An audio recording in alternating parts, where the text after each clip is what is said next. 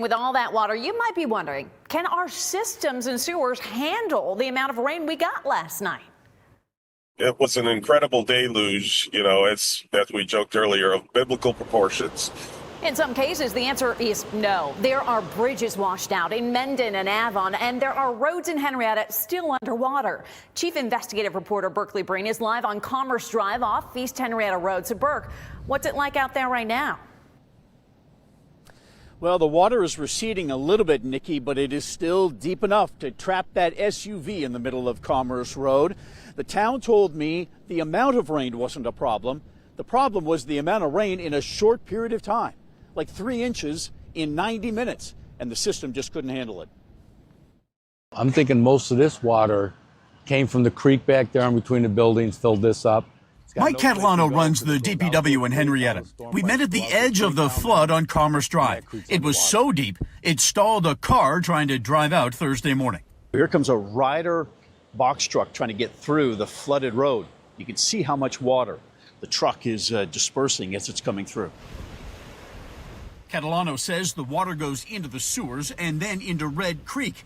This is Red Creek. It is so swollen, it plugs the water on the road. And there's really not much that can be done because there's two major creeks with that much rain. And that short period of time, it wasn't designed for that much rain. A report in Scientific American after Hurricane Ida hit New York City quotes FEMA as saying the systems in urban areas were not built to handle the amount of runoff from increasingly intense storms. I mean, can we actually design systems to handle that water? You could. It'd be very expensive. It would also take up a lot of, whether it's real estate, because you'd have detention ponds that essentially hold the water back. Steve Schultz is the Henrietta supervisor. I reached him on the road. The one thing that nature has proven to us over and over again is no matter how much we build or prepare, nature can always one-up us. So, typically they try to build it for the 50-year storm.